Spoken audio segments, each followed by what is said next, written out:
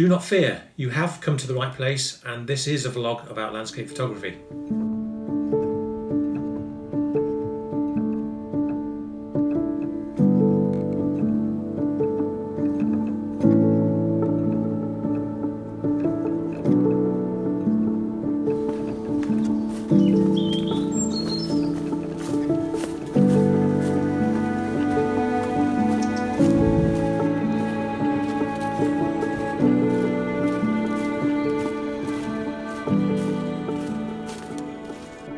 Hello, this episode really is about keeping your photography skills honed through good practice, so that when you actually do get out on location, the light's kicking off and it's fast moving and it's complex, you're able to stay calm and relaxed and cope with it.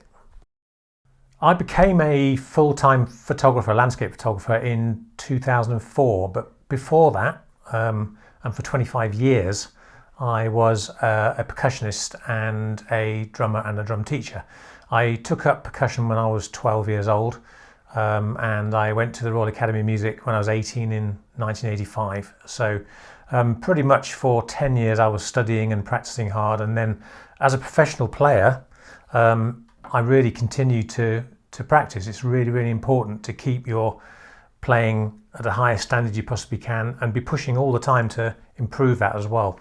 Mostly really to support the music, to get to a point where your technique isn't getting in the way of the music in any way, shape or form. If you've got to think about what you're playing, then the chances are that you're not concentrating on the music and you could trip yourself up at any point.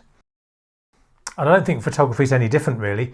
To be completely on top of your camera controls and understanding completely exposure and the technical side is really, really important, because if you're getting out in the field and on the hill and the camera is acting as a barrier between you and the landscape, then that's not a situation you really want to be in. So this is where the practice really comes in. I've got lots of people that have come on workshops with me in the past that haven't got their camera out since they were on a workshop a year earlier, and that means that effectively they're spending the first day or two of their workshop away and their time away in the hill just re-familiarizing themselves with the equipment and getting to kind of learn how the light works again. If you're out in the light a lot and working wherever it might be, locally, far afield, it doesn't really matter. The more time you spend out, the more in tune you are and the more able you are to basically be able to drop straight into work mode in any location. So the easiest way for me personally to keep myself in practice is to have just 2 or 3 projects ongoing that are close to home, and that can be something as simple as plant photography in your own garden, just going out and getting the camera out and making images in the garden. Still life work in the house, why not? Again, flowers, bowls of fruit, just working the camera and working with light again. And for me, because I do a lot of walking and I enjoy my time outside, projects along the lines of a footpath or a local wood or a local canal, whatever it might be, wherever you live, there's something nearby that you can go and visit time and time again and build up a lovely portfolio of images through seasons, and but also really importantly, keep your skills right up to scratch. If you watched my covert ops episode, I'll put a little link in the description below to that, you'll remember that I mentioned at the very start of that video that I discovered the cottage featured in that episode while I was out walking between home and a village that's about 3 miles from here. And so the rest of this episode I'm going to be showing you some footage and images from that walk from here to there and back that I've made over the last year through all the different seasons, and this is where I really go to free my head and also to practice.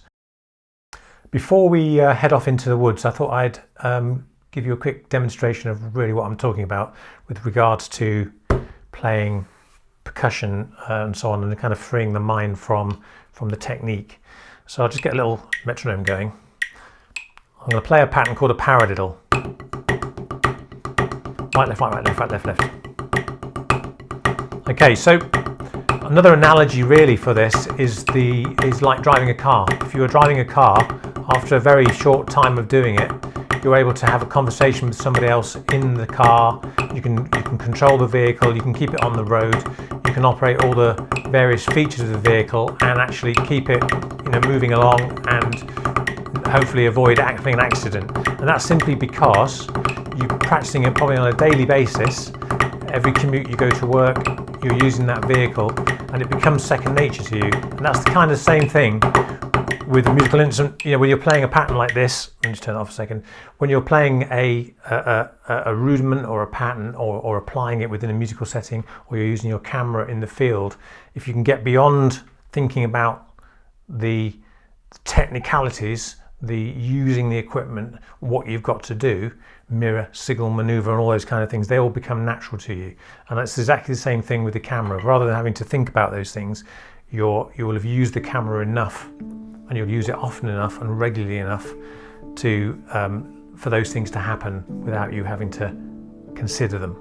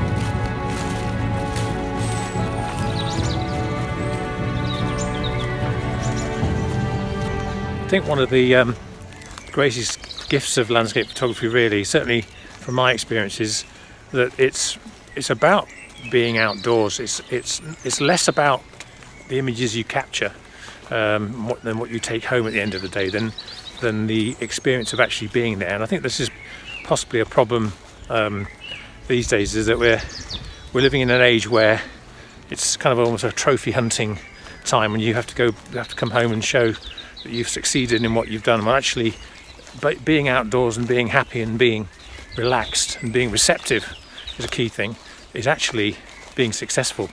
So I think in a lot of occasions, I'm more than happy to come home from it's a bit steep here. I'm more than happy to come home from a day out, especially locally, with one or two or even no images.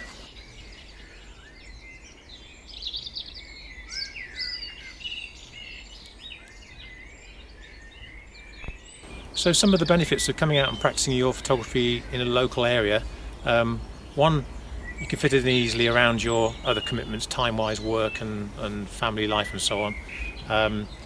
If you make mistakes, you can come back and correct them the next day or a week later, or you can come back through the seasons and kind of experience the light changing in a location like this. And you don't have that pressure of a finite amount of time at a place. When you go away, if I'm travelling up to Scotland and I know I've got a week, or like some of my recent trips to Orkney, I know I'm only there for 6 days and there's certain places I want to get to, and that adds pressure straight away. Literally the minute you arrive, you're under pressure to try and get certain things done, which you don't have when you're able to come back again and again and again. And it's nice just to come here and build up a knowledge of a local location too. And I think when you're out practicing regularly as well, there's a sense of continuity when you arrive on location somewhere a little bit more remote. It's only really probably been 24 or 48 hours since you had the camera out of the bag last time, and so you're still, the flow is the same, the whole methodology is as it was, but only 48 hours later. And in theory, actually, and in practice, that means that you'll be able to land in a location and begin taking better photographs straight away, rather than having that 24 to 48 hour period of acclimatization.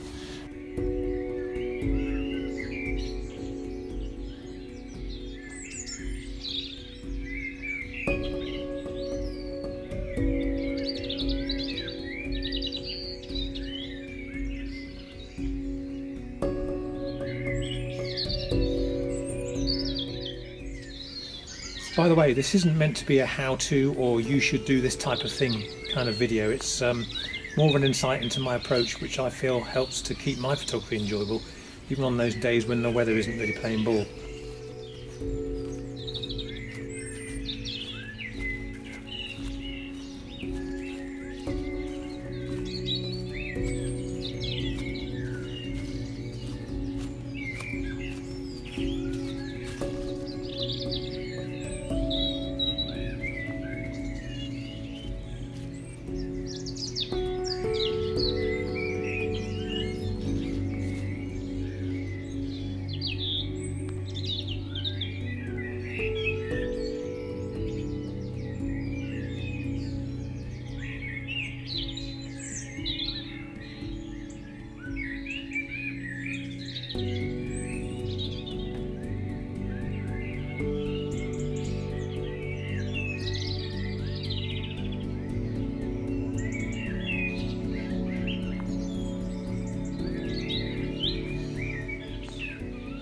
And we all have times where we simply can't get to where we'd most like to go to make images.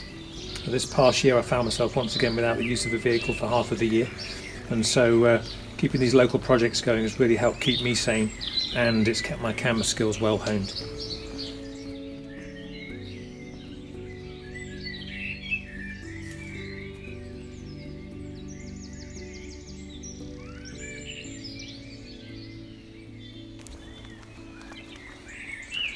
And thank you very much for watching.